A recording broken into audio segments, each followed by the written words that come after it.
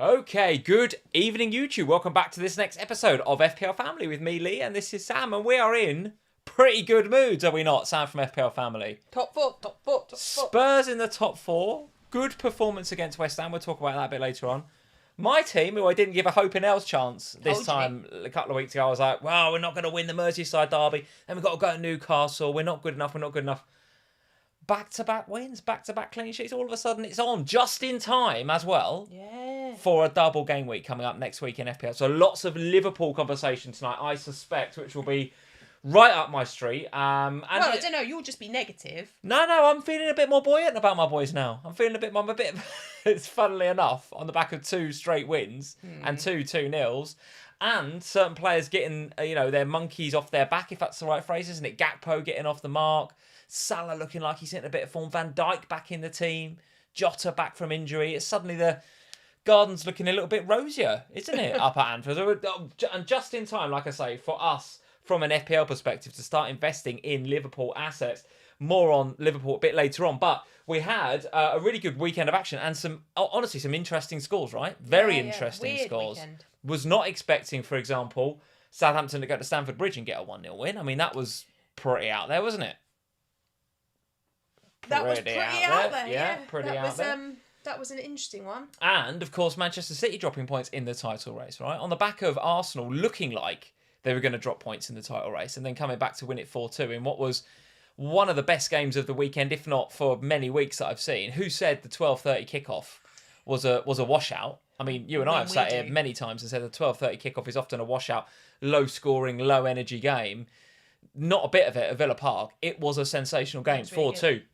And then Man City dropping points at Nottingham Forest in what has to be the season's biggest smash and grab. I mean, if anybody watched that game, let me know what you think in the comments below. I watched the highlights on Match of the Day. How City haven't won that game is absolutely incredible. Absolutely incredible. And the fact that Haaland didn't get anything for his captainers, and I know most of you that listening and watching the replay of this live stream will have captained Haaland this week. How he's not got anything out of that game is unreal. Absolutely unreal. I'm just looking at the Fantasy Football Scout members area for XG underachievers. So this is the players that have been unluckiest this game week. He's fifth. And there's some humdingers ahead of him like Eddie Nketiah and Wout Weghorst. Nketiah, he has done such a great job of dodging FPL points since he's been in my team. It's absolutely unreal. You were angry, weren't you? I was very angry. Yes, I was very angry. What was the moment? It was the moment where Nketiah... Sam! I couldn't believe it. Guys, I couldn't believe it, honestly. The fact that Nketiah does that press, and Arsenal, we do the game in a bit more detail in a minute, but Arsenal pressed way better in that second half. They were a different team second half, and Nketiah pressed high, won the ball, put it on a plate to Odegaard, and I'm thinking, assist for Nketiah, goal for Odegaard, my two players at Arsenal that I've got that you haven't got. I'm like, let's go. And I was almost like celebrating it before we'd even scored. And he drags it wide, Odegaard. I couldn't believe it. But the best thing about this... couldn't believe it. ...is we were sitting with my mum. So my dad had gone to Chelsea. We'd got home from Sky. We'd gone to pick up the kids from my mum's. We're sat watching the game with my mum. And my mum was like, why was that such a big deal? She couldn't believe why it was such a big deal for me. Like, I was like, that's like 12 points, Debbie. Come on. And my mum was going, but we don't want Arsenal to win the league, Lee. And Lee was like, that's a massive point swing on Sam. And I was just laughing. It absolutely wasn't anything to do with the league. It was, you haven't got them. I've got both of them. And he's just missed an open goal. I couldn't believe it. But then to rub salt into the wound, Sam. To rub salt into the wound. Martinelli. Yeah. In the last kick of the game. Yeah. When the goalkeeper's gone up for a corner. Yeah. Gets a tap in into an open net. Yeah. Guys, I almost quit. I almost quit FPL there and then. I almost did, especially when Odegaard missed that one. My two Arsenal differentials against you conspire to miss an open goal, and then Martinelli gets a tap in the 98th minute with no. I just honestly couldn't believe it. Honestly couldn't believe it. What a swing! So we'll talk about that game in a bit more detail, and hopefully I'll be in a less emotional state to talk about it. Sam! I was just like, Sam! I shouted it. I was like, Sam! He was sitting right next to me. What has happened? He turned to me on the sofa, Sam! And I was like, and I just was laughing. And I was like, what happened? It was awful. What happened? It was awful. Nketiah to Odegaard, I was already counting the points. I was like, right, as soon as he passed it across, in my head, I was like, plus 12 points. I'd already banked the points. And he missed it. You can never bank the points. Could not believe it. You should know, of all people, you should know you don't bank points till VAR's rubber stamped it. Oh, dear me. Dear me. Nigel the Crab, hello Cybernet. He is in this evening. He says, happy Sunday, Bonfields, and good evening. Imagine benching Haaland. He did. Simon benched Haaland. He did. So why are you doing that? On Saturday lunchtime, right, we were driving. Before the kickoff at 12:30, we were driving back from Sky. Yeah. And I was in the Slack. You were driving. I was in the Slack. And Syke popped in with this team, and he was like, "Guys, look what I've done." Because he'd been tinkering, I think, with his team for next week. Right. So looking what would happen for 25. Yes. 26, 27, 28. And somehow he'd put Haaland on the bench in one of these, weird drafts. And then forgot to move him back. So he's absolutely dodged a bullet. As Sai quite rightly says, benching Haaland and Kepa and getting away with it, mate, you have dodged a massive bullet there. You bench Haaland. Shame I took out my Arsenal assets and got rinsed. What a mug. I've given up second guessing how Simon plays FPL. I really have. Super chat from Duncan Crawford. Thank you, Duncan, for the super chat. Hello, Bonfields. Hello, mate. 28k, baby. He says 28k, baby. Rashford captain and Bruno are legends. They certainly are, mate. That was a brave shout to go against the Haaland captaincy, to go against what most FPL managers will have done this week, I think. But to captain Rashford in that game and for him to get a couple of goals. One, he was... Could you try again? Honestly, I'm going to stop. I'm going to... Why is Siri even on your watch? I don't have Siri on my watch. I don't... How do I turn it off? Why have you even got it on there? How do I even... I don't know. I don't. Give me a watch. I'm fed up with Apple Watch. I'm getting rid of it. I'm going back to Fitbit. No, you're not. This absolute. I don't even rate it. Just keep talking to me all the time when I'm on live stream. It doesn't actually do it throughout the whole day, and then I decide to come on a live stream on YouTube, and it's like. I mean, it did do it in makeup at Sky. It did. Yeah, it did. It's just randomly talk. So Duncan, yes, Rashford captain and Bruno, nice one, mate. Very, very good indeed. 28k. What a rank, Duncan Crawford. What a rank. Neil Robinson is in. How are we doing, Neil? We've had Chat Sport is in. John Tyner is here. Hey, John. How you doing, mate? Martin Tricky Swartz is here. Hello, guys. Hello, Martin. Aaron is in. Hey, Aaron. We've got O'Neill Campbell is here. We've got Sonny Forsberg. We've got FPL Harry is in. He says, just leave Chelsea alone, Sam. Leave Chelsea alone. My brother, for Christmas, bought my dad hospitality tickets for yesterday's game. And not good. I saw my dad on Friday and I said, at least, you'll be all right. And he went, do you think so, Sam? And I was like, yeah, be all right. Definitely weren't all right. definitely not right. I'm sorry, Harry, and I appreciate that we will have to talk about it, Harry, and moderating, mate, but we can't leave it alone. We can't, because it was bloody dreadful from Chelsea, and we've got to talk about it. Let's get on with these games, Sam. Where do you want to go to first? I noticed that the FPL website actually has come up with this. Have you seen this new little feature that they've done on the FPL website? So now, if I go to, say, Villa 2, Arsenal 4, like that, and I can go and sort of scroll down a bit as we usually do here on a Sunday, and you can see who goal scored and extra. If I go to player stats now, look, I'm going to player stats. I get a little bit of insight. It sorts it by points scored in the game. So Coutinho's top scorer with 8 against an XG of 0.2, played 61 minutes. That's quite good, isn't it? Yeah, it's good, isn't it? Do you know about this? You obviously probably part of the team that pulled this together, weren't you? I don't know. No, but I'm always on there anyway, aren't I? But yeah.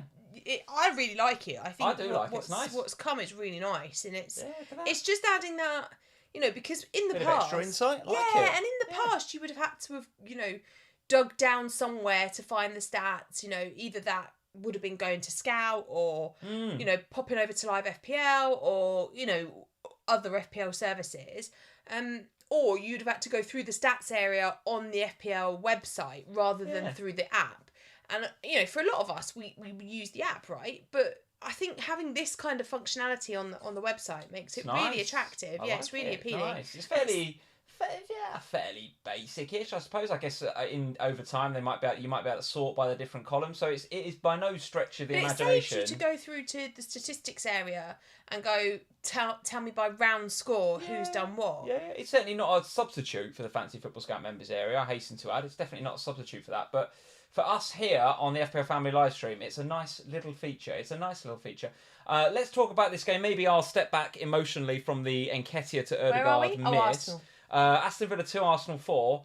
Great game, wasn't it? For a start, great game. Yeah, and I think, I said in my Insta reaction yesterday, if you're an Aston Villa fan, I think you'd actually feel quite hard done by in that game, because for large chunks of the game, Aston Villa played well. I thought they got their tactics right. I thought defensively they looked.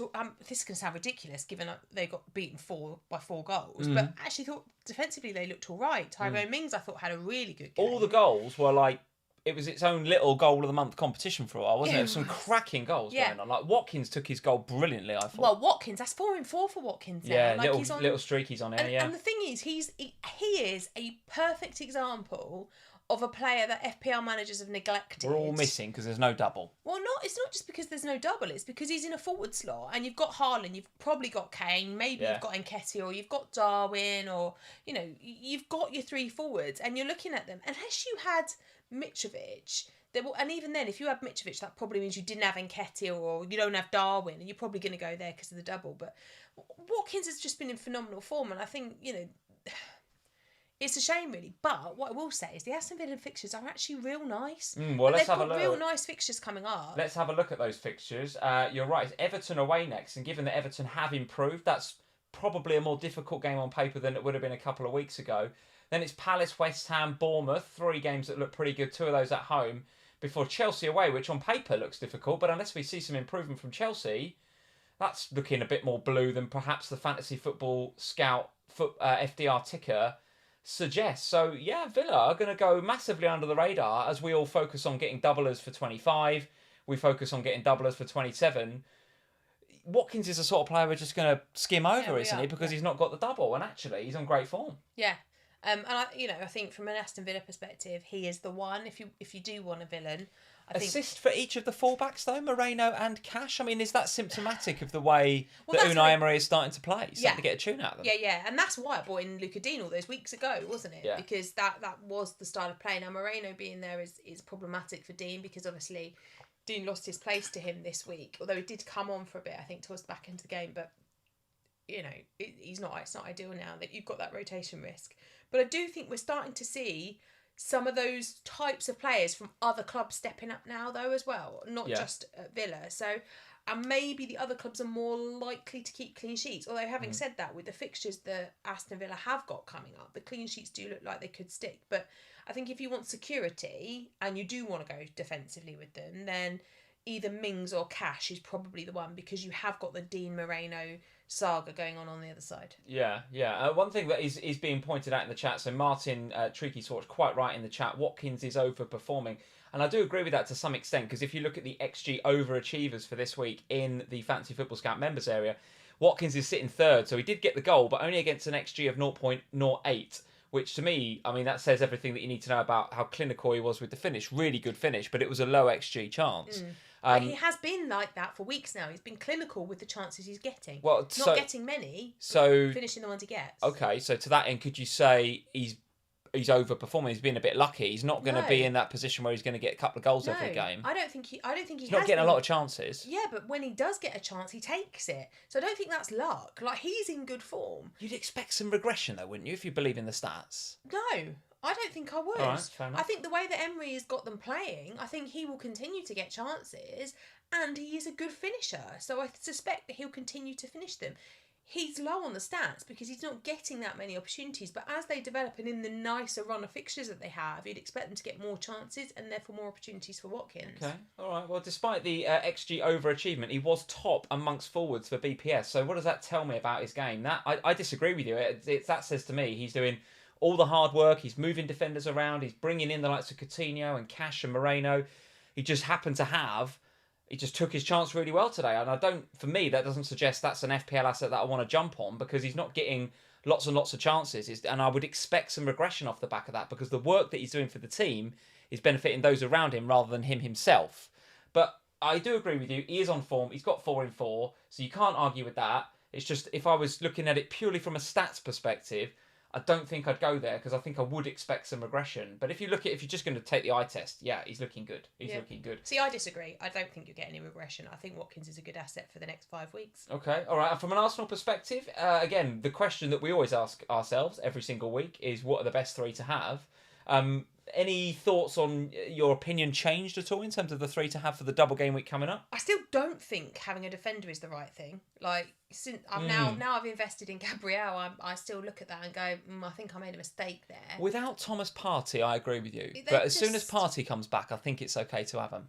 Yeah, maybe. I mean, that is important, right? But they're just not quite at the races defensively, are they?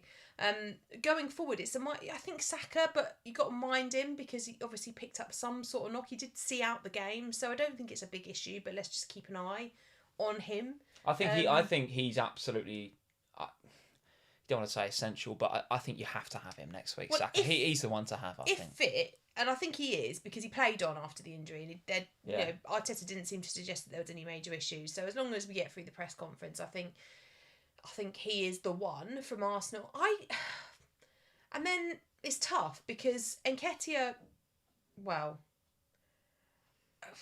top for XG underachievement. A delta of minus 1.15. Should have had a goal. Had chances.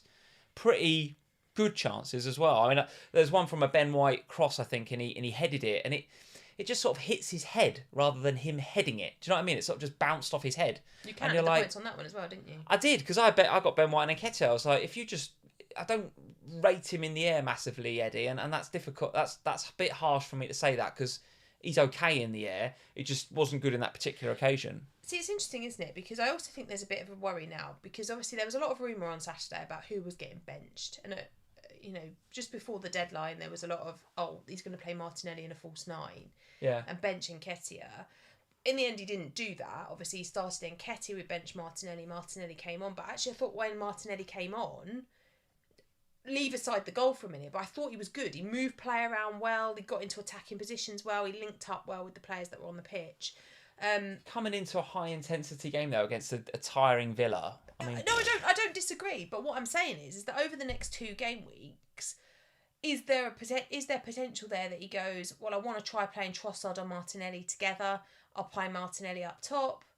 I don't think so. I think that was just nonsense FPL Twitter rumour. We have it whenever there's an early game and there's a lot of FPL interest in it. You get some muppet come up and say, there's some rumour somewhere. Been rubbish. Well, I don't think he's played well. I don't think he's played well for the last few weeks, and I think they've really he led the line in a 4-2 win. He can't have played that badly. He's again, he's being asked to play the Jesus role, which is not be too selfish, bring others into play. But he doesn't do that. And they got 4 goals off the back of it. No, but he doesn't do that. If you watch the amount of chances he creates for the team, he's not creating chances. He's letting others create the chances. So that press he does in the second half puts one on a play for Odegaard. That's not him creating. No, well, that one example is. Okay. But generally speaking, in the last few weeks, he's not created that many chances for his teammates. He's been the one that's waiting for the chances to be created and then trying to finish them and not finishing them. Mm. I think they really need Jesus back. If you had Nketiah, would you sell him then ahead of the double? No, I don't think you can sell him, but I don't think you buy him. I think that's the point I'm making. Right. I think if I didn't have 3 Arsenal players and I was looking to invest in a third for the double, I don't think I'd go Nketiah. I think I'd probably look at having... Well, and this is where it gets tough because it's Saka for sure. Yeah. It's probably still Odegaard, I think. But I thought he was brilliant at the weekend. Yeah, but even his returns have dropped off a bit, haven't they? He's brilliant, playing really well, but the returns he's getting have dropped off a little bit. Now, he was really unlucky not to have finished that opportunity that he had, and maybe the conversation's different if he scores that goal. Yeah. But he hasn't been quite as consistent in his returns since Gameweek 20. Like, in the last sort of 3 or 4 games, he's tailed off a little bit. Not in terms of his performances, just in terms of the output that he's got at the end of it. He managed to bag the 3 bonus points, I think. His underlying BPS... Because he's such a hard worker. ...was 35. That was 4th best amongst midfielders for the game week. So despite only getting an assist, I think, didn't he just get an assist and miss a big chance?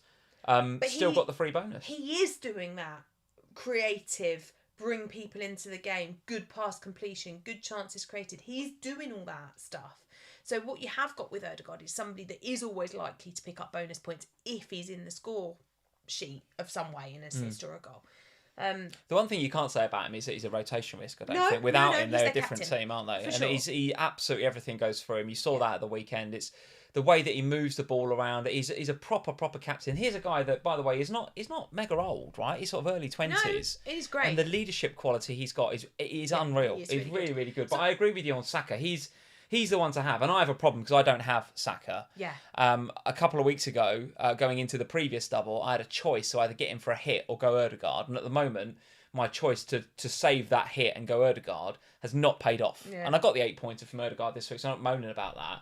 But Saka's haul last week in the double, and now got a goal again. And now we're going into this double. I definitely want him. And I was going to do it last night. I was going to do Bruno to Saka last night because Bruno Fernandes was going down in price. I've sucked that up because I thought it was worth sucking up a 0.1 for information about Saka. Just to make sure he's fit. He's fit. And I know that you definitely finished the game and everything else, but they did half strap it at that ankle up. Yeah. And it was almost a bit like it was a key moment in the game, wasn't it? It was at a key time in the game when it was a bit like... when it happened. Correct. And it's like, it was almost like he's the key player for them. It's like, we need to strap you up and get you through this game so we can win it. Rather than... I mean, if they're 2 or 3 up, I'm pretty sure he comes off there and then they bring on somebody else to cover him and they protect him. But they strapped him up and were like, right, get on with it. We need you. Yeah. That's how important he is to them. No, totally. They're key danger man, isn't it? Totally. So I think Saka and Odegaard, and then I think the third one's really difficult because Nketiah, I'm not rating as much as I once was. Martinelli's a rotation risk. Trossard is obviously a rotation risk as well as Martinelli. They're in there together. The defence aren't keeping clean sheets at the moment. They're also not really getting attacking returns at the moment either. Now, okay, Gabriel could have and should have scored probably in that game. Ben White could have and should have got an assist in that game if Nketiah's finished the header. So maybe I'm being a bit harsh on the defence because maybe there actually were attacking returns for those players during that match. Is it a straight choice between those two, or is Zinchenko putting himself on the radar now? Was Zinchenko's first goal in the Premier League, I read, which I couldn't believe. But what did you say? How many chances has he had to get that one goal? Oh, I saw a tweet, something like 74 shots in the Premier League, and that's his first goal. Yeah, bless him. But what a goal! He took it very well, didn't he? Yeah, and he was fantastic. He is a fantastic asset. We saw that in the beginning of the season, didn't we? When he got like 3 assists in a game and he was like really good. Yeah. So there is some attacking threat there from him, but there is also the rotation risk with him as well on that side because you've got Tierney and others that can come in as well. So it's tough, I think, to pick a defender. I think Ben White has become a bit more secure because Tomiyasu had a really bad game, made a couple of mistakes. I think Ben White's better than Tomiyasu going forward. I think he's a better attacking fullback than Tomiyasu. Well, I do too. But what I'm saying is that last week I thought he was a rotation risk, and then he was a rotation risk because he played Tomiyasu. Yeah. Now what I'm saying is after the game that Tomiyasu did play, he was bad. Yeah. So now I don't think White is so much of a risk. So, but I don't know who the third one is. Like, I'm not going to deal with any of mine. I'm just going to keep the three I've got. So you've got Gabriel, Saka, and Martinelli. Yeah.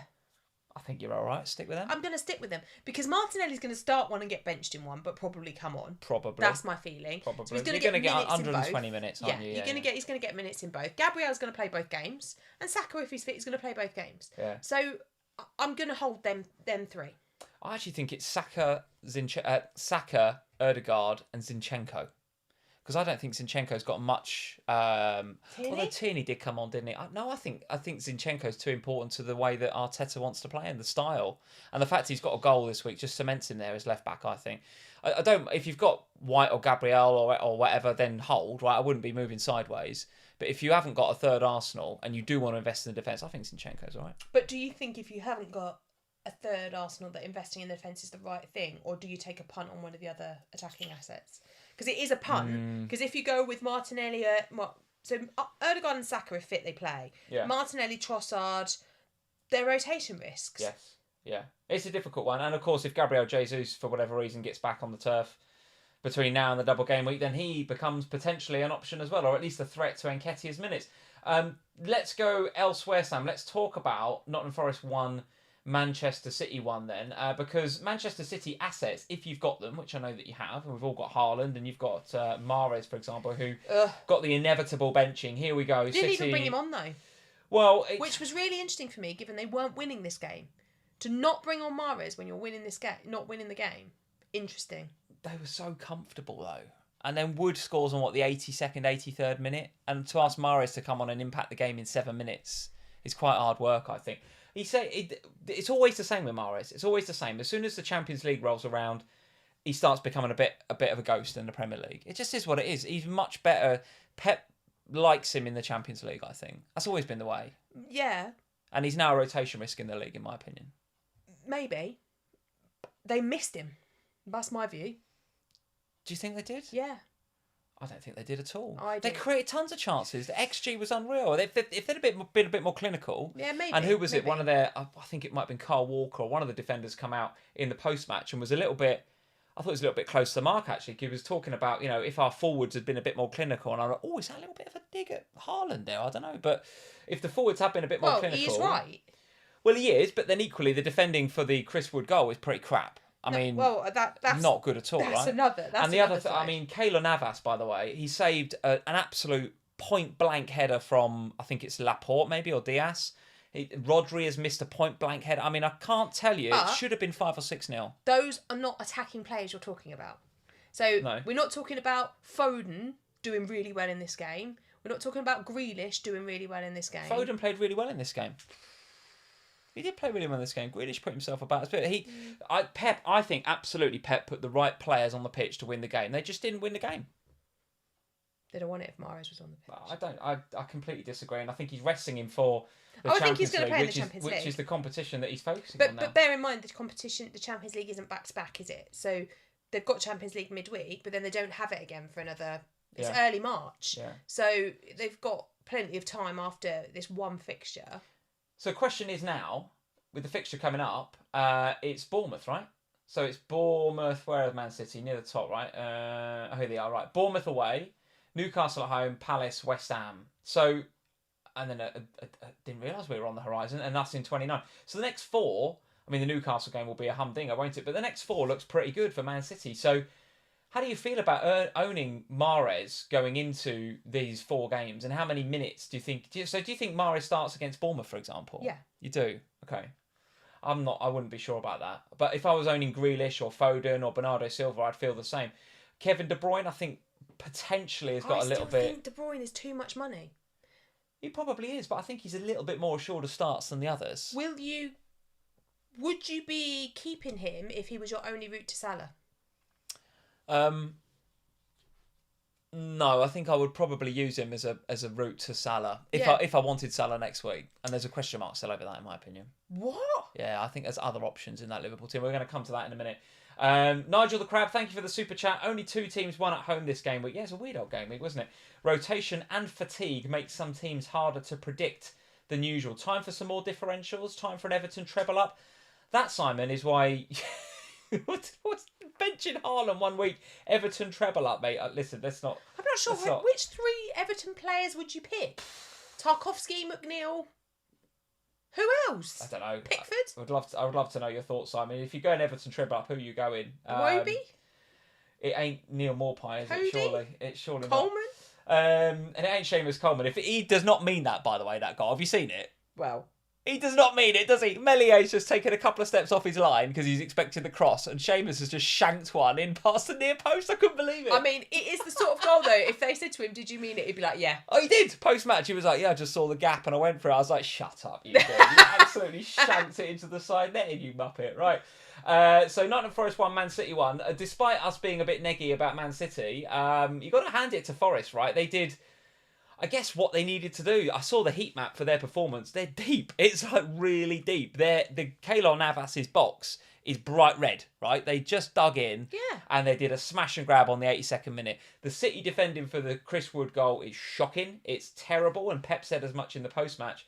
But 2 points dropped for City. Massive 2 points dropped for City. They should have won it, could have won it, and probably deserved to win it based on how many chances they created. And so we spoke long and hard about City on the official pod this week. Yeah. And I said, if I was Pep, I'd be playing I'd go out there with the team. And I appreciate what you're saying about this team should have won it. The team he put out was a good team that should have been able to win it, but they needed the win on this weekend to take the confidence into the Champions League, because they just had a massive result against Arsenal in midweek. They needed a win there to go into the Champions League. I think this will, like you said, Kyle Walker's a bit neggy on the attackers. It'll just create a little bit of feeling going into the Champions League now. Which they can't really afford, right? He's got to go head first for that competition, yeah. Correct. And I think going back into the Premier League then the week after, they're going to need momentum back in their stride again. I don't know with Man City. I think, look, if you've got Man City players, you're definitely not changing them out ahead of the game that they've got next week, particularly when you've got teams blanking. I think the only thing that I would say is that if your Man City player is your route to a Liverpool asset, I'd do it. Well, let's have that conversation then. So a result that I was not expecting, because Newcastle... Why? Newcastle have conceded 1 at home in their last 6 home games. No, 5 clean sheets. Well, that's true. But the feeling on Monday night, watching your team in the Merseyside derby, was a moment at the end of that game where it was like, right, this is the start of something. And they took it. They took that moment. And I said to you, didn't I, that I thought Newcastle would concede. Obviously, the game is swung on Nick Pope's red card. However, Liverpool were already 2-0 up by the time that happened. So it's not changed the result. And actually, Dubravka come on and kept a clean sheet, didn't he? Got 6 points. Did Dubravka get 6 points? I think he got some bonus points as well. Check. I think he got bonus points. He did, he got a bonus. Yeah, thought he did. I totally missed that. Yeah, came on, got a clean sheet and some bonus points. Unreal. I tell you what, I do feel for, obviously at the time, I was up at the time, I saw the handball, it's clear as day, I was like, get him off.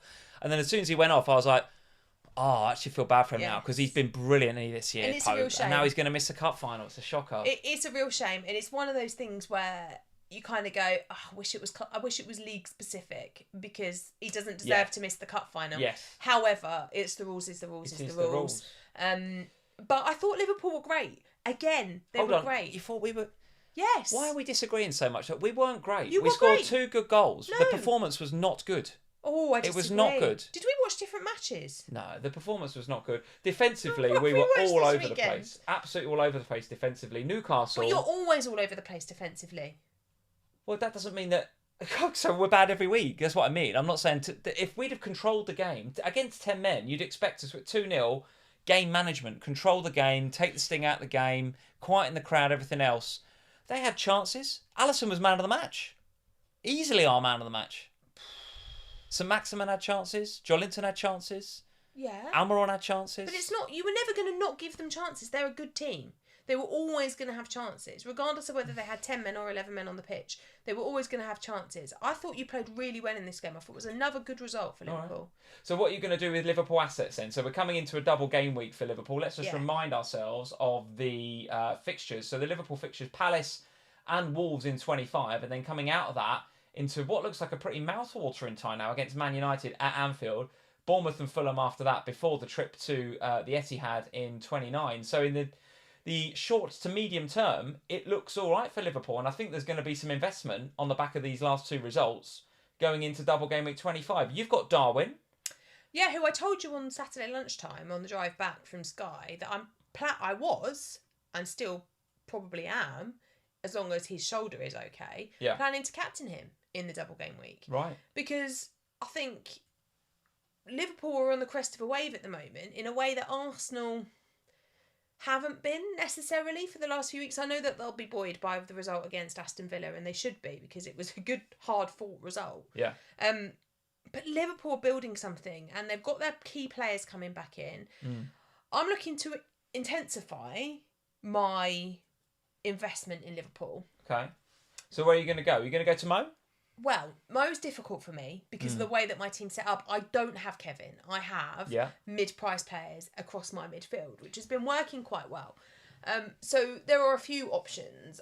The only way really to get to Mo is to sell Kane. Well, I mean, that's not happening.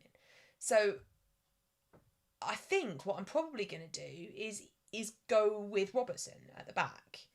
I've got the money to do that. We're a shambles defensively. You're going to go for Robertson. But he was very attacking in that game, and it's two nice fixtures against teams that aren't scoring a lot of goals. You've got Palace and Wolves, who aren't exactly high-flying scorers at the moment. I know that a few weeks ago Wolves put 3 past you. What's making you go for Robbo over Trent? It's a little bit cheaper. I can afford it without a hit. Do you not think Trent's worth a little bit more? Well, not for -4. So you could get to Robbo without taking a hit. Trent From would be Luka a hit. Dean, I'd have to take a hit. Okay, I agree with you. That's the right decision if you've got to take a hit for him. But I think if you're straight choice between the two, I'd go Trent if it was a straight choice. I think I'd go Trent over Robbo. But I don't want to take a hit for a player. Yeah, okay, fair enough. So I think that. But all the other option is to look at one of the midfielders. Now Gakpo's been playing really, really well lately. Talk to me about Gakpo then, because when that little thing I said a minute ago about getting to Salah and that's a bit difficult and I might want to keep Kevin De Bruyne and there's other Liverpool midfielders I might look at, it's him.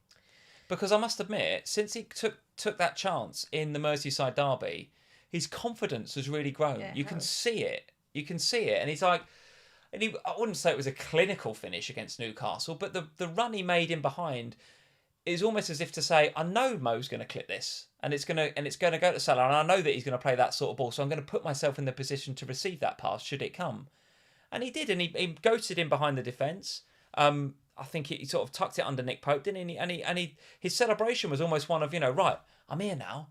He didn't wheel away, like cheering. He was just like, right, come on, as if to say, I'm confident now. And I do.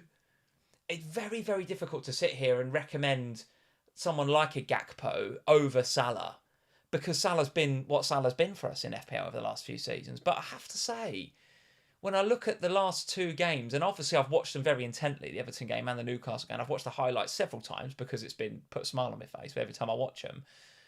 He looks as threatening as Mo does. And if I look at this new thing on the website, right? So this new FPL table on the website. So Salah's XG at the weekend 0.2, Gakpo's 0.81. So Gakpo's racking up the XG where Mo isn't, and I have a bit of a question mark about the fact that Jota and Firmino are now back as well. That is a question that gives you pause for thought, I think, around suggesting Gakpo because they're in his position. They are, but these were big long-term injuries for Jota, particularly. Yeah. But also Bobby. Yeah. And Bobby is a senior statesman now, so I don't think he's going to come in and take 90 minutes off of either, unless Darwin's not fit, off of Darwin or off of Gakpo. And I don't think Jota's going to do that either, because I think Klopp is really mindful of the fact that Jota's been out for a long time and he's going to ease him back in. So you maybe get half an hour of Jota or 45 minutes. But across the double game week, if Jota gets, 30 minutes in one match and 30 minutes in the other, well, you've still got 120 minutes of Gakpo then, which is good. The only thing I would also add to this is that you've got Champions League action this week. Yes. So I think you're on Tuesday night, I think I'm right in saying. I think so, against Real, yeah. Yeah, so we're going to have, and with all due respect, this is your best shot at Champions League football for next season currently. Probably. Yeah, with your league position as it is. Because you're out of the FA Cup. So you've got to think that Liverpool are going to really go for it in the Champions League round of 16. We should get an insight from Klopp, well, we will, when we see the team sheet, as to, is Darwin's shoulder okay? Has he just landed a little bit awkwardly and that's the problem? Or is there actually something more serious there? I hope it's something of nothing and it's just a little bit of pain from a landing, that's it. Yeah. We'll also get a view on maybe how fit the likes of Jota and Firmino are, how many minutes can they do? And we'll get another view of that Liverpool defence and what it looks like. So my suggestion would be, if you do want to go for Liverpool, then let's wait until after Tuesday, because you never know, you can get an injury to a key player again on Tuesday night. Hopefully not, because Liverpool have had their fair share this season. Yeah, totally. But it's definitely worth waiting on both Liverpool and Manchester City. And, well, I was going to say and Manchester United, but actually with Manchester United not playing next week, if you want to sell them ahead of the Barcelona game, then so be it. Yeah, totally. I noticed Diogo Jota actually was in the top 10. He was 8th for XG underachievers across the game week with 0.52. He had a delta of minus 0.52 and he's only on the pitch for a few minutes, right? So there you go. He comes on, he puts himself about a bit and causes some trouble and creates some danger. He's that sort of player. I'm very, very pleased to have him back, I have to say. How far out's Luis Diaz? A few weeks, I think. He's sort of back in training. I saw him back in training picture yesterday. But again, there's another one. To your point, Klopp is going to be very, very careful. Well, they have to be careful. Very careful with him. Yeah. I would suggest he's not going to rush him back. I think unlike Van Dijk, who had to be rushed back because you need him defensively. Yeah, I think the others you don't so much need. So let's rest them. Let's get them back in a. The one to wrap in cotton wool, not for FPL but for Liverpool, is Bajcetic. I mean, this kid is absolutely unbelievable. By the way, he's 18 years old, and every time I watch him, I think this is going to sound very hyperbolic, and I apologise, but he reminds me of a young Xabi Alonso. He's got the Alonsos about him. Honestly, this kid is really good. He's really, really good. He loves a tackle, doesn't mind a yellow card, breaks up play. It's just wonderful. For the second goal, for Gakpo's goal, when we play it out from the back and he spins the Newcastle, I can't remember the Newcastle players, but he uses his body to let the ball run across him so that because he knows there's space behind him, because he's aware of it and he's manufactured that space. The kid is special, absolutely special. That's enough about my team, but very good, very pleased with that. Concerns on Newcastle? No. Just a bad day at the office? Yeah. They need Bruno Guimaraes back, I think. They do, and obviously he will be back soon. Yeah. I think their bigger problem is that, well, look, the other thing to say here is that Nick Pope will only miss the cup finals. He won't miss any of the league matches. So if you do have Pope, you don't have an issue for the weeks that come. I don't think you should worry too much about Newcastle. Okay. I mean, I think if you've got anyone other than Trippier, though, you just sell them because they're not going to play in 25. You don't need them. Just bench trips. Anyone else, Alma or Botman, you can get rid of. Cool. All right, let's move on to some of the games on Sunday. Harry, we are going back to Chelsea, mate. Don't you worry, I haven't forgotten about Chelsea. Before I go there, though, I'm going to just do a quick shout-out to our Patreon community. Many of you are in tonight into the live chat, in the live stream. So patreon.com/FPLFamily if you want a little bit more of Sam and I in your lives. If you'd like some bonus podcasts every week. If you'd like to take part in our Manager of the Month competition, where you could win something like you can see behind me on the wall here, a signed Liverpool shirt, or there's some signed Spurs memorabilia here. There's all sorts of stuff from our partner, kickingtheballs.com. All the links are in the description below if you want to go and check that out. And you can have one-to-one Zooms with us about your team if you wish to come and support us at the top tier, the $10 Zoom tier. So patreon.com/FPLFamily if you'd like to get over to, you'd like to support us a little bit more over there on patreon.com. And The current Manager of the Month February standing looks like this. This is before the Game Week 24 scores. I haven't added those in yet, but I'll be doing that tomorrow and then updating the patrons as to where we're at. But the Manager of the Month for February currently is Lee Kennedy. Lee playing very well indeed. 2 great scores in Game Week 22 and 23. It's tight though behind him, so both Omar and Scott are both in there with 198, and there are many players actually in the 190 odd bracket, so there's quite a few that are in and around the 200 mark. So Lee is leading the way, but it is pretty tight. It's pretty tight. So all to play for with Game Week 24 now done and Game Week 25 on the horizon. So thank you to all of our Patreon community that are playing in our Manager of the Month competition. Let's go back to here, Sam. Let's talk about United 3, Leicester 0, and it was all about Rashford again, wasn't it? Done the business, didn't he? Done the business. Ably assisted by Mr. Bruno Fernandes, who I have to say, going into the blank game week, I am probably going to sell. Yeah. But it's reluctant because he's found a bit of form and he's a great differential for me. Yeah. Really good. I loving the points this weekend. I think it's tough, isn't it, with United? Because, you know, unlike Newcastle, who I've just said, unless it's trips you can sell, with Man United, it's much harder, isn't it? Because, I mean, clearly you do not sell Rashford. You do anything in your power not to sell Rashford, I think you've got to keep him, absolutely. But Bruno, Shaw, they're both playing really well at the moment. Shaw could have had some attacking returns today. Had a good shot, didn't he? Towards the back end of the game, where I was quite happy to see him go off, though, weren't you? Because he sort of banked the clean sheet, and Leicester at any given moment can, they can get a goal. They've got the players to do that. I played Luke Shaw because I thought there was an attacking return there, not because I wasn't expecting the cleaner. Yeah, I agree with you. Quite. So I was quite pleased to see him go off. Knocking that clean sheet and not lose it, because there were points in that game where I thought Asher was going to get something. Maddison, Leicester played.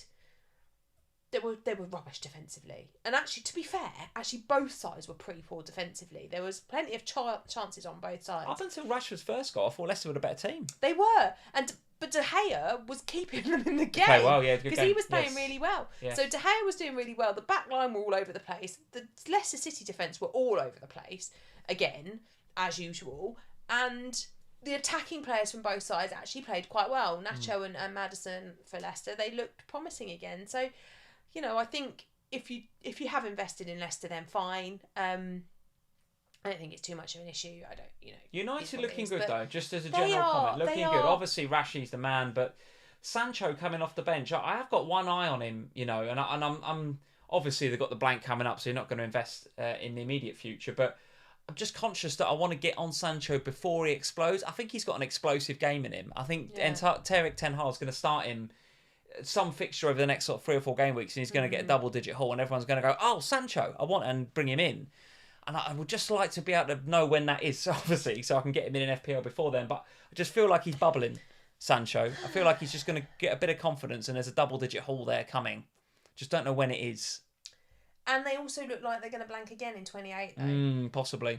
Because both them and Brighton are still in the FA Cup. So unless they both get moved out, yeah. Yeah, so you've got to get both those sides knocked out of the FA Cup, which looks unlikely. So they're going to blank in 25, they're going to play in 26 and 27, and then likely blank again in 28. And that makes them a hard investment because, of course, then if they do blank in 28 and they get through that round of the FA Cup, they blank again in 32. Now, the good thing, of course, in all of this is that they then will get a double game week to come up. So, yes, at some stage, yeah. Yeah, it's like game week 29, game week 34 and 37 are all the midweeks where there's nothing currently scheduled, no other fixtures in any other competitions. So they look like they'll be the double slots, probably. So you could end up with a situation like you have for Brighton in 27 and 28 where they blank, they play twice and then they blank. You could have it the other way around with Man United. They might blank and then play twice. Okay. But it's tough. I think if you've got because I think this also couples with Brighton, right? If you've got Matoma or March or Ferguson, you probably want to keep them because they're going to double 2 weeks later. Yeah. So you've got to find a spot on the bench for them. You're definitely keeping Trips and you're definitely keeping Rashford. So that means if you've got Luke Shaw or Bruno, you have to sell, which is a bit difficult. But I think given that Liverpool have got a double, Arsenal have got a double, if you're not invested fully in those guys, then there are other teams that you can go to. So it would be reluctant, but I do think Bruno out probably is the right thing. Yeah, we're going to talk about my team in a bit when we get to how we got on this game week, but I think I am going to sell him because I have to, I think, rather than I want to. Yeah. I don't want to because I think he's in good form and he's giving me a nice rank boost every time he pops up with one of those assists. Let's go back to, we've got to talk about this briefly, Sam, because we're already coming up to the hour mark-ish. Chelsea 0, Southampton 1. Sorry, Harry, we are going to talk about it, mate. What are we saying about our Chelsea assets? You bought in Bajcetic this week, the double Chelsea defence, which I thought was a brave move. Why? Well, double Chelsea... Chelsea not looking just strong in general, are they? I mean, they're defensively looking a little bit better recently, but you've always got the threat, and I think I said it in a couple of days before you bought him in. I said, at any given moment, Ward-Prowse can pop up with a free kick, and that's exactly what happened. Oh, yeah, but... I don't think anybody really expected Southampton to go to Stamford Bridge and win that game. Well, I disagree. There was so much malaise at that club with Nathan Jones. He was literally hated, this guy. The fans hated him, the players hated him. And all of a sudden they've got this... Did you see how who's this new Southampton guy? This Ruben, whatever his name is. I don't even know his name. Somebody in the chat will say this new guy. He was almost like the anti-Nathan Jones. Like, Nathan Jones is called Nathan Jones. He's from the UK somewhere and he wears a tracksuit. Whereas this guy's come in, he's called Ruben something. He's got a nice jawline. He's got a bit of facial hair. He's wearing a polo neck and a suit. And it looked like he's showing a bit of passion. It was almost like he dressed... It's almost like he dressed the anti-Nathan Jones. It's like Nathan Jones was so hated at Southampton. I'm going to just come along and be the opposite to him in every dimension, and it will give the team a boost. And it did. So I disagree with you. I think the fact that Nathan Jones has been extracted from Southampton gave the whole team a boost, and they played better as a result. Now, So you're telling me you expected Southampton to go to Chelsea and win? Because that's what I said. Nobody expected that. No, but I thought it was risky going double Chelsea defence against a team that are going to get a boost from somebody wearing a polo neck rather than Nathan Jones. Okay, but I didn't just bring him in for this 1 week, and I don't think anybody, to reiterate, thought that Southampton were going to beat Chelsea. You did not think Southampton were going to win this week. So I didn't, but then if you've talked to the Chelsea fans, some of which are in your family, they did expect this to be a difficult game. They didn't. They absolutely did not. What is that with you tonight? They did not. I think what I will say is that I didn't bring in the double Chelsea defence lightly. I did it because it massively helps me out over the next few weeks to have a guaranteed starter through the blanks, because Chelsea don't. So it's very helpful to have an extra Chelsea player in. I think if you bought in João Felix this week, don't panic about it, would be what I would say. I think start panicking. If you've got Chelsea players, start panicking. They are all over the shop. They were all over the shop here. You're right. Okay. Again, I totally disagree with you. You're not taking out Chelsea players when you've got 4 teams blanking. I don't think you are, but then I don't think... So don't panic about it. Yeah, but my argument is, why would you have bought in a João Felix or a Bajcetic or anybody else in the first place over the last couple of weeks? What have you seen from Chelsea? Because they've kept 3 clean... Before this, they kept 3 clean sheets in the last 4. Oh, okay. All right. Well, listen, I don't think you're buying on the back of this. There's a lot of call for Potter out. There's a lot of malaise at the club. It's. I don't think you're going to buy this week, but I also don't think you're going to sell when you've got blanking teams. It would be different if it was maybe a week where everyone was playing and you maybe had a choice to be made. But I think, they've got Spurs next. They always get a good result against us. I don't think they're a panic buy. I wouldn't trust Chelsea in FPL as far as I can throw them at the minute. I really wouldn't. So that's that game.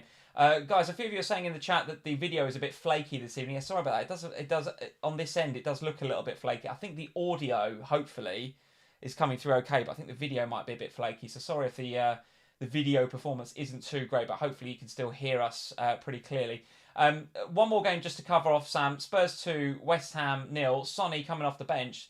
Probably should be benched every week, because every time he comes off the bench, he gets the goal. Yeah. But Emerson Royale, on the back of a very good performance last time out, again, gets the goal. I mean, the whole of the January transfer window, Spurs faffed about with right-backs by screwing up Doherty's contract and getting Porro and getting rid of other people, and all of a sudden the answer was always under your own nose. No. It was Emerson Royale. He's the answer. But, well, don't you think that actually having somebody that he thought was coming in to take his place has maybe actually helped him a bit? Maybe it's given him a bit of a boost. Look, what I will say is that he played absolutely brilliantly against Manchester City, and then they dropped him for the Leicester game, which was inexplicable to me. Yeah, unusual. The guy, that was by far his best performance he's ever had in a Spurs shirt against Man City, and then they benched him. I was like, what are you doing? And we got absolutely done by Leicester. Like, defensively, we were all over the place.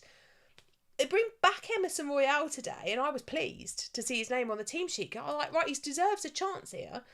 Not only were we solid defensively, and for a large percentage of the first part of the game, West Ham were attacking, and then we took control, and it was fine. But at the beginning of the game, we had a lot of opportunities, and I said, you know, could we be going a bit Spursy again here? But we defended well. And Royale and Davis on the other side, who, by the way, hasn't played in a wing-back position since 2018. Enjoyed himself today, I thought.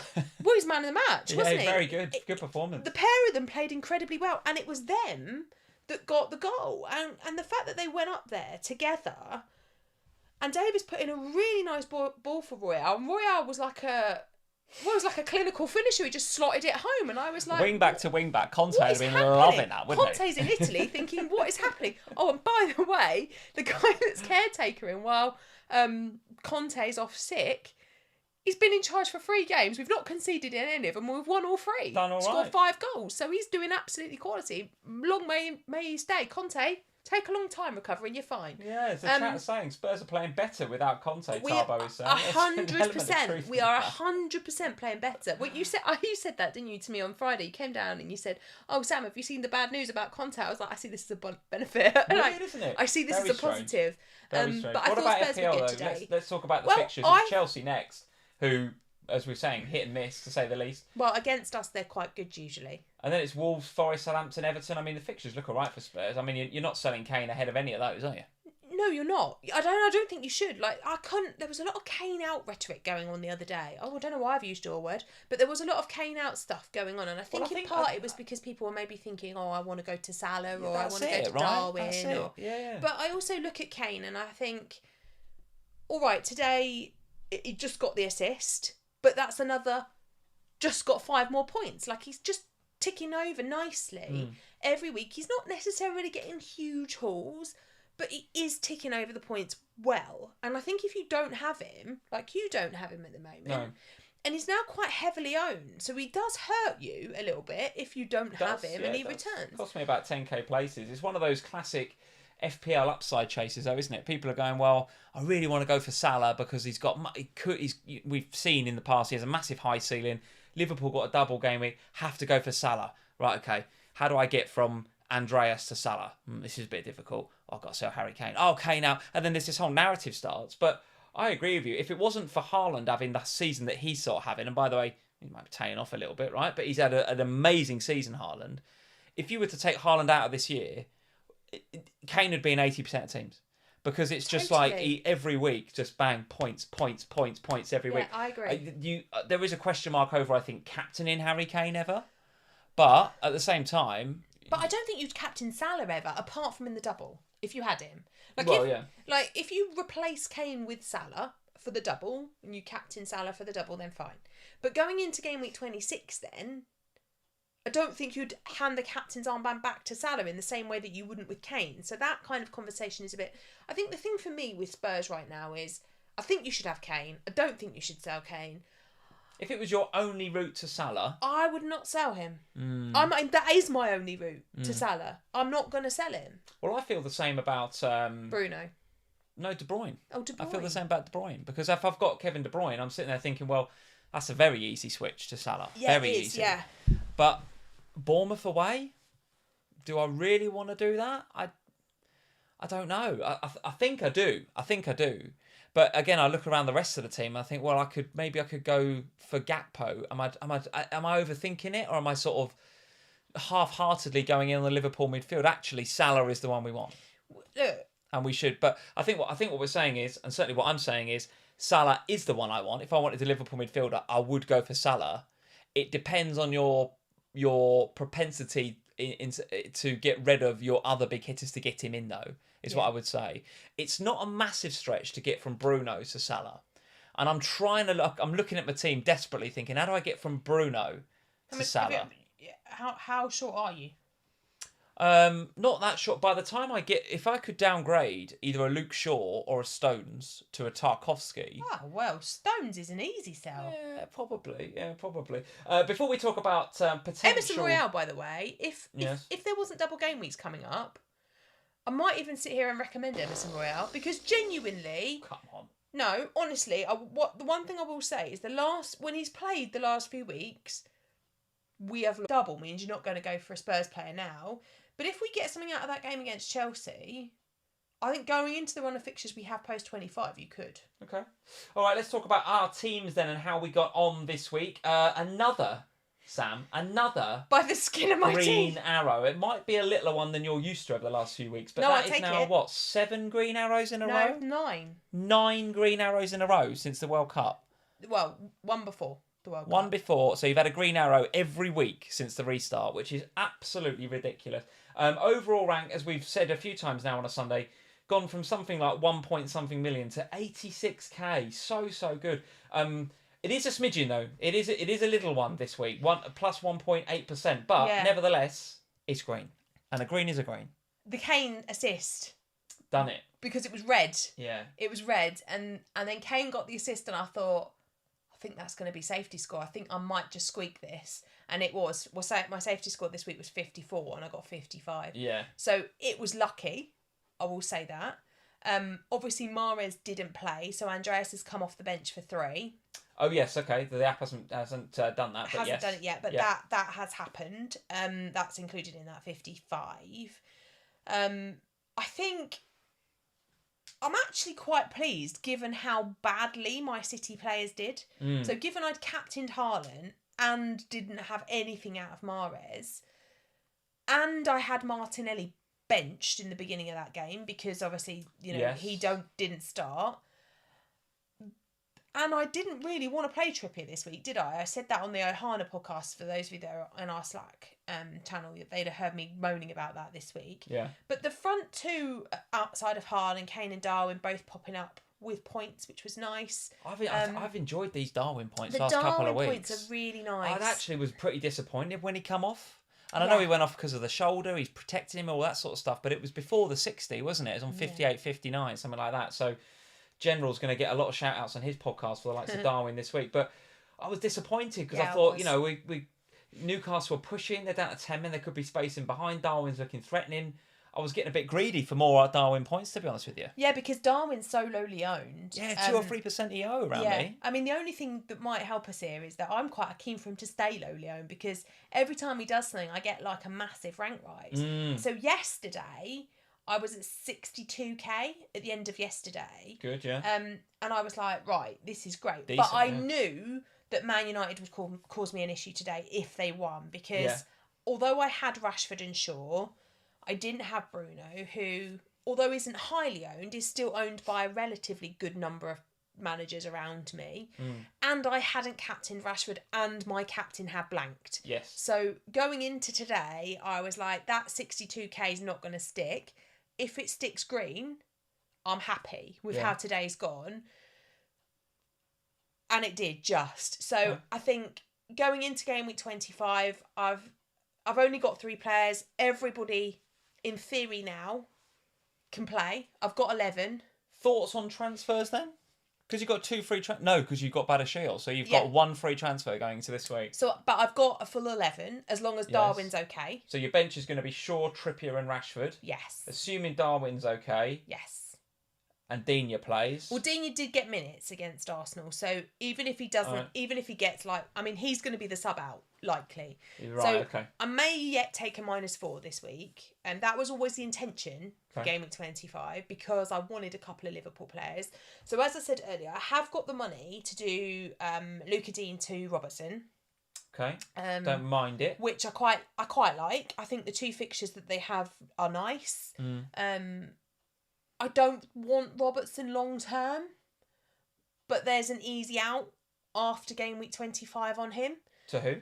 Well, anyone else. Because he's expensive, so I can literally go anywhere I like. And I'll probably go back down to a cheap option again, because the reality is with the three, like with that team set out the way it is, that's how they're going to be set out most weeks. So I basically need Don't you just fancy doing like a Digne to Tarko? Well, that's the other option. So that is my other option that I have, is to go Digne to Tarkowski. And then that leaves me with budget where I could then maybe look at upgrading one of my midfielders to Gakpo, which is also possible.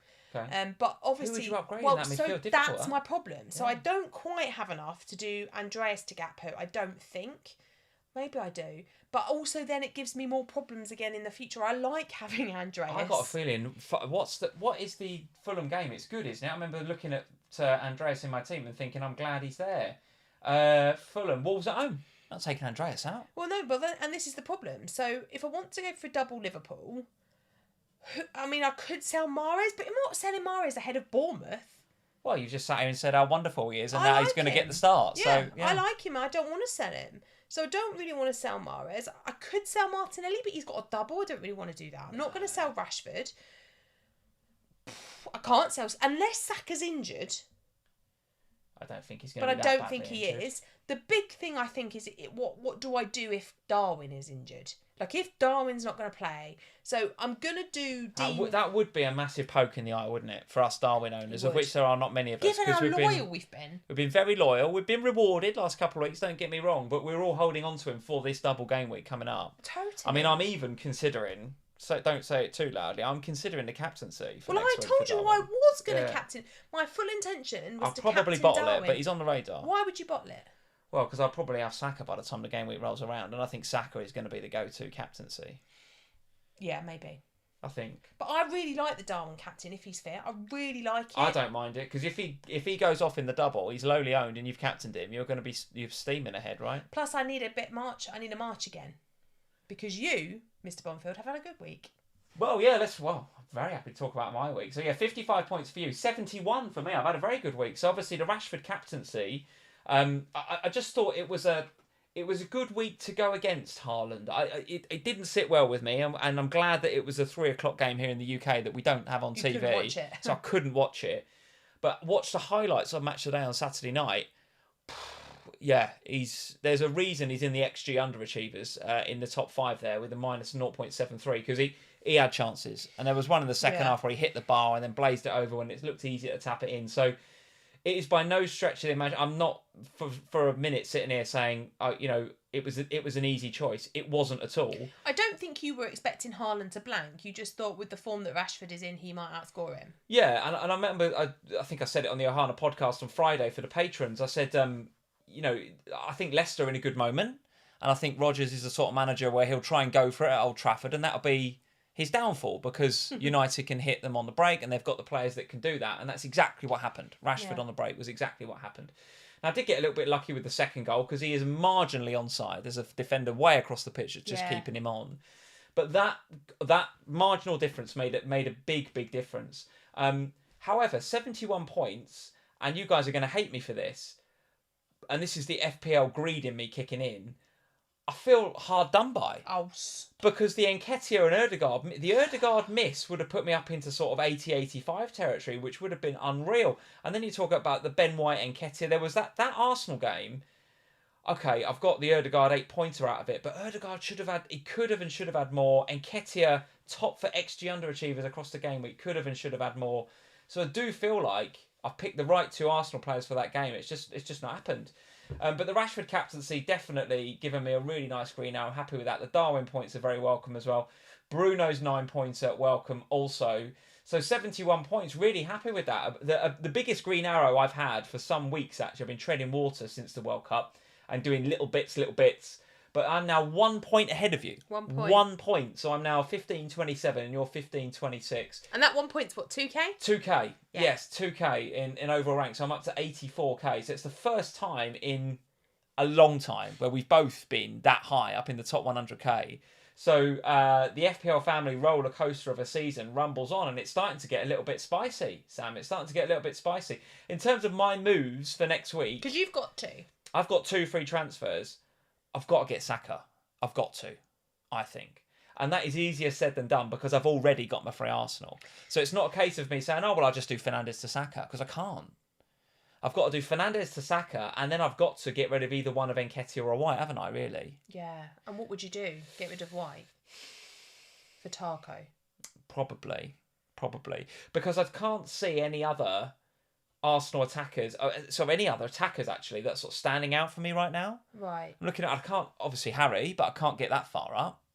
And Nketiah's obviously got the double game week, so, yeah, probably going to be Ben White that goes out. But even I don't think is a bad pick for the double game week. I think he gets the 2 starts probably. Oh, he'd get the 2 starts. Because I don't think Tomiyasu's fancied. So I'm in a real dilemma, honestly, real dilemma. But if I do go that way, I'll go Tarko. Yeah, I think Tarko's going to get a lot of love. Tarkowski from Everton this week. I just think he's so cheap. And if you watch again the highlights of that Everton game, every set piece they look for him. Yeah. Absolutely every corner they're looking at Tarko to get his head on it. Now, he didn't get too much from this game, but he had that one off the post against Liverpool. The game week before Dyche's first game, can't remember who they played against, but he scored, didn't he? And it was a McNeil assist. It's just like every set piece is at Tarko. And he's looking like, actually, in the absence of Calvert-Lewin, their biggest threat. Yeah.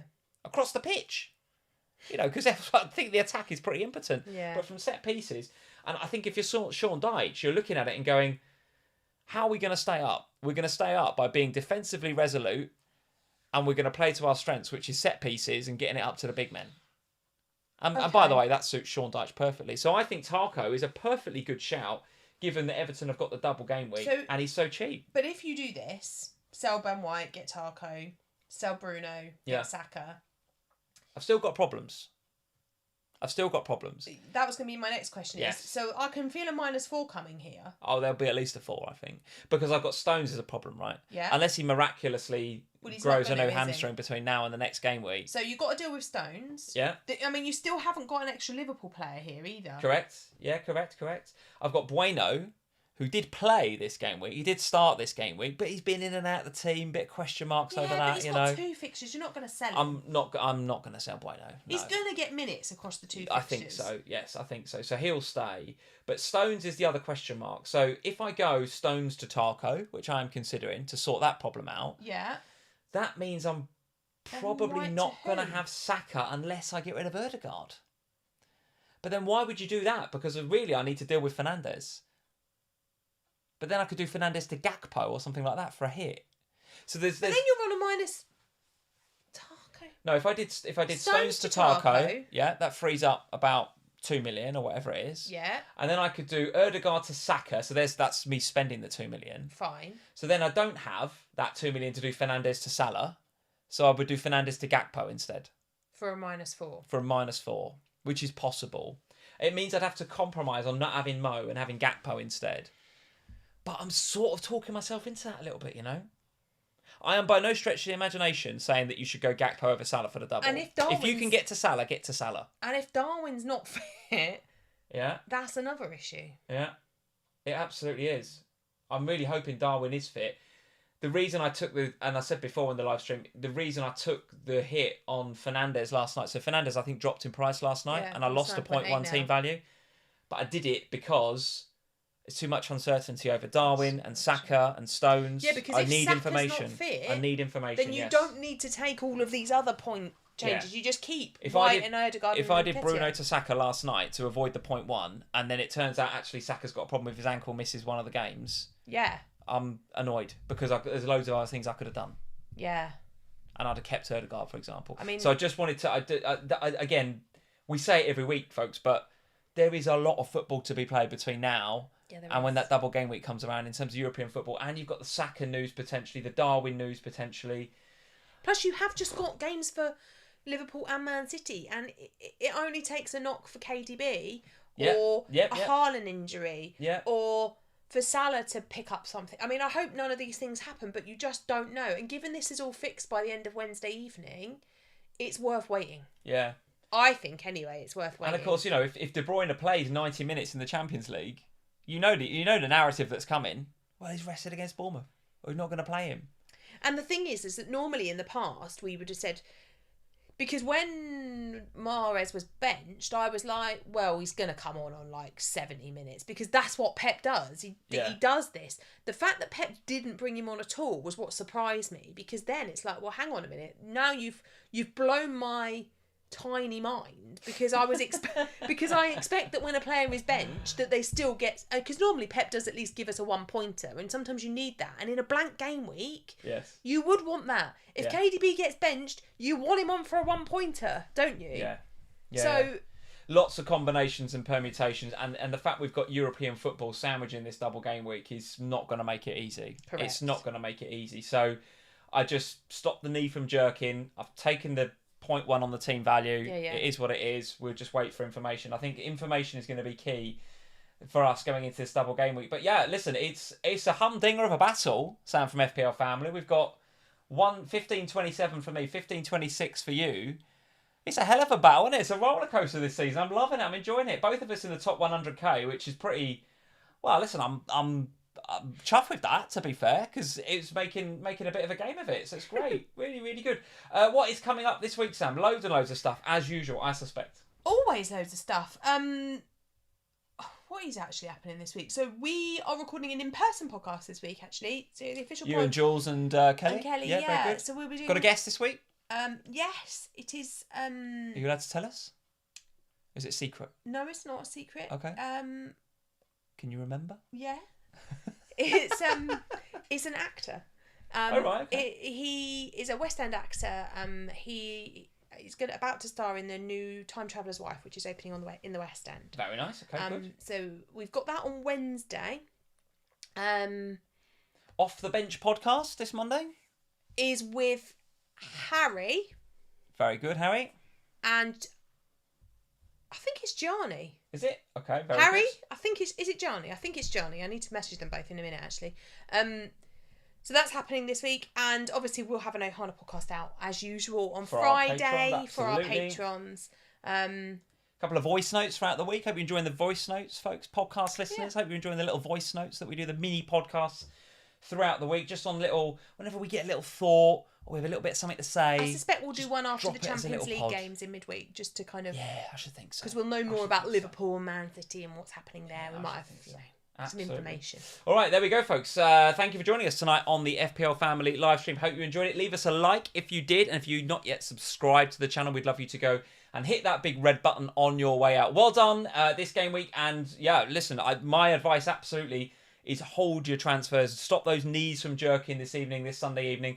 Wait till we see the European games. Get more information on the likes of Saka and Darwin as we head into this next round of fixtures, which is a big double game week. Blank and double game week is going to be very, very difficult to navigate. So well done this week, and we'll see you this time next Sunday night for another FPL Family. Cheers, guys. Bye, guys.